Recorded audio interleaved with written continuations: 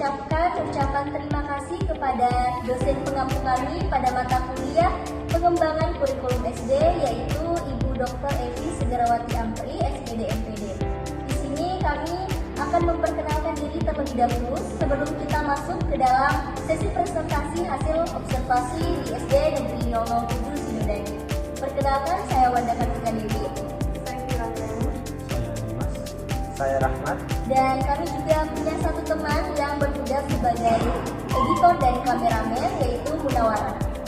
Nah, pada kali ini kita akan mempresentasikan hasil observasi kami berupa laporan yang berjudul Analisis Profil Kurikulum pada SD Negeri 007 Sidodadi. Adapun poin pertama yang akan kami bahas yaitu latar belakang dari observasi kami. Nah, laporan ini akan menganalisis penerapan kurikulum merdeka yang dirancang untuk menjawab tantangan abad ke-21 dan memulihkan learning loss. Sebenarnya inti dari kurikulum merdeka yaitu otonomi sekolah, fleksibilitas belajar, dan fokus pada pengembangan karakter profil pelajar Pancasila atau P3. Nah, kurikulum ini juga mendorong pergeseran dari surface learning ke deep learning untuk kedalaman materi. Selanjutnya ada tantangan, yaitu banyak sekolah yang hanya mengadopsi saja, tetapi secara administratif dia tidak mengubah pedagogis yang nyata. Oleh karena itu, di sini kami akan fokus pada rekayasa pedagogis, yaitu bagaimana sekolah secara proaktif merancang dan menginterpretasikan kurikulum nasional seperti CP agar sesuai dengan konteks siswa. Observasi awal di SD Negeri 007 Sidodadi menunjukkan adanya upaya sungguh-sungguh untuk menerapkan rekayasa pedagogik ini. Poin kedua yaitu tujuan dari observasi kami, yang tentunya akan latar belakangi hal tersebut. Yang pertama itu, kami menganalisis bagaimana profil pelajar Pancasila atau P3 dimanifestasikan dalam dokumen KOSP, yaitu Kurikulum Operasional Satuan Pendidikan di SD Negeri 007 Sidodadi. Yang kedua, kami juga menganalisis proses rekayasa pedagogik sekolah dalam menerjemahkan capaian pembelajaran menjadi alur tujuan pembelajaran. Dan yang terakhir itu, kami juga mengeksplorasi temuan wawancara dengan guru untuk mengonfirmasi implementasi deep learning di kelas. Tepatnya itu oleh Ibu Fitri kelas 1. Selanjutnya akan dilanjutkan oleh teman saya, yaitu Fira Amrani. Baik, saya Fira. Di sini saya akan menjelaskan tentang landasan teori rekayasa pedagogik.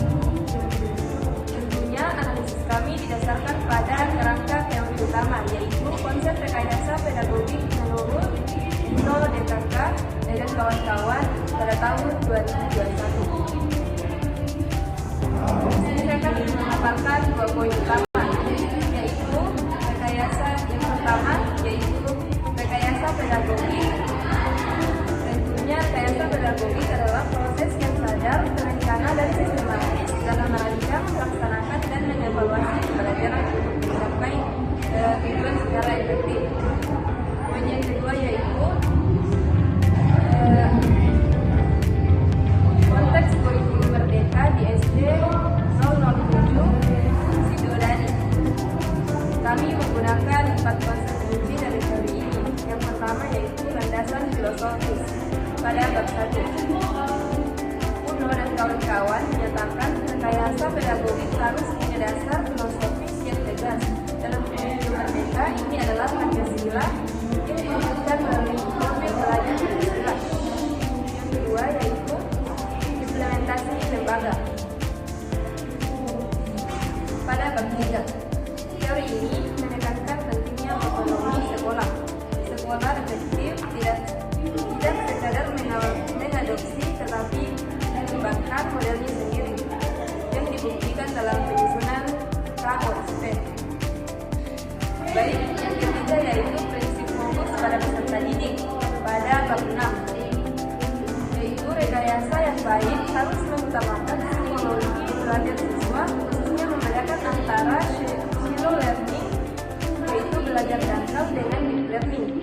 belajar mendalam. Ini didukung oleh prinsip fleksibilitas, guru berhak menyusun ATP, dan prinsip kontinuitas, yaitu alur belajar yang logis. Yang keempat yaitu rekayasa struktur tujuan pada bab 7. Ini adalah dasar teknisnya. Teori ini menjelaskan perlunya membaca atau menganalisis tujuan dasar seperti capaian pembelajaran menjadi tujuan-tujuan yang lebih kecil, spesifik, dan terukur, yang kemudian tersusun menjadi alur tujuan pembelajaran atau ATP. Baik, selanjutnya akan dibahas oleh saudara Dimas. Baik, saya Dimas. Di sini saya akan menjelaskan tentang hasil analisis dokumen KOSP dan ATP dan wawancara di SD Negeri 07 Sidodadi. Dan kami menemukan beberapa hal penting yang pada teman satu, yaitu integrasi P3 yang menyeluruh, di mana sekolah telah mengintegrasikan P3 secara menyeluruh. Dan ini terlihat jelas dalam visi misi sekolah dalam materi KOSP yang memetakan distribusi P3, serta dalam modul ajar guru yang konsisten mencantumkan P3. Terus pada temuan kedua yaitu proses beda CP yang terstruktur. Sekolah tidak hanya mengadopsi CP dari pemerintah, tetapi temuan penting kami adalah adanya proses beda CP yang terstruktur melalui forum KKG mini di tingkat sekolah. Dalam forum ini, guru berkolaborasi menganalisis CP untuk menyamakan persepsi mengenai kompetensi inti yang dituju. Terus pada temuan ketiga yaitu pengembangan ATP yang logis, di mana setelah beda CP, guru diberi kebebasan melalui KKG mini, yang dimana untuk membuat ATP mereka sendiri. Dalam analisis dokumen ATP menunjukkan alur yang sangat logis dan hierarkis, bergerak dari konsep konkret ke abstrak, dari sederhana ke kompleks. Ini menunjukkan pertimbangan pedagogis yang mendalam. Terus pada penemuan ketiga yaitu penemuan keempat yaitu verifikasi praktik di kelas, di mana kami telah mewawancarai Ibu Fitri di kelas 1. Beliau menyatakan bahwa dokumen KOSP dan ATP yang mereka susun memberi keleluasan lebih besar dalam mengajar, karena secara khusus beliau menegaskan fokus pembelajaran lebih bergeser kepada guided learning. Tujuannya adalah memastikan siswa benar-benar menguasai konsep esensial tanpa terburu-buru menyelesaikan materi. Dan temuan yang paling menarik adalah adanya formula atau struktur kerja internal yang disebut formula 8334, dan keberadaan jargon ini internal menunjukkan bahwa sekolah telah menerapkan rekayasa pedagogi hingga tingkat praktik di kelas.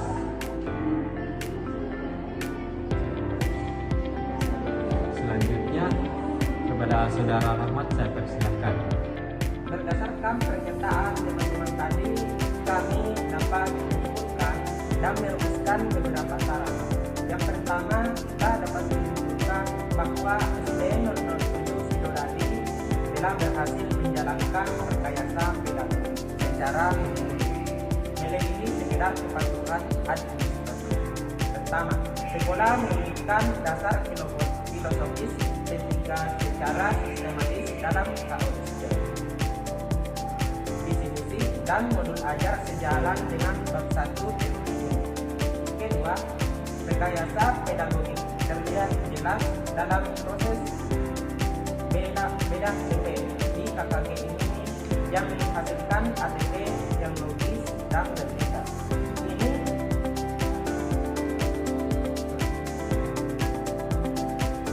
Ini adalah penyerapan bab 7 tentang rekayasa tujuan dan bab 3 metodologi, dan dari teori guru.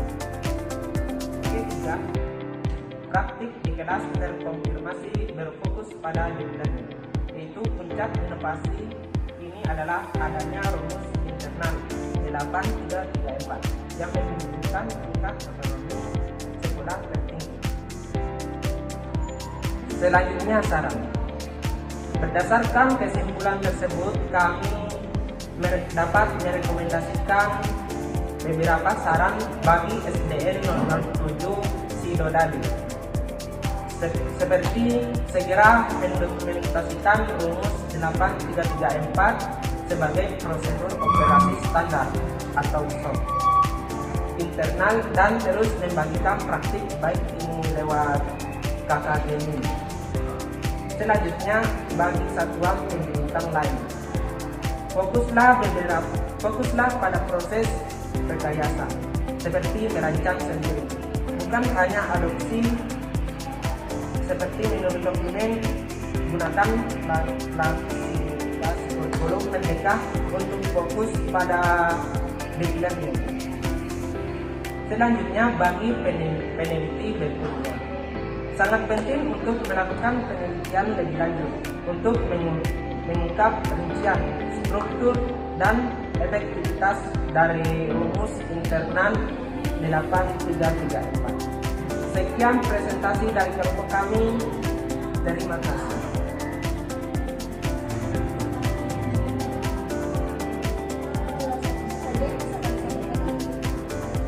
Itu saja yang mungkin bisa kami paparkan mengenai hasil observasi kami di SD Negeri 007 Sidodadi.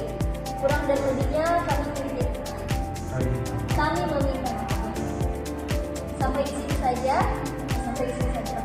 Sampai di sini saja pemaparan materi kami dari hasil observasi yang telah kami lakukan di SD Negeri 007 Sidodadi. Kami memohon maaf apabila banyak kesalahan dalam penulisan maupun pemaparan dari kami. Wabillahi taufiq wal hidayah. Wassalamualaikum warahmatullahi wabarakatuh.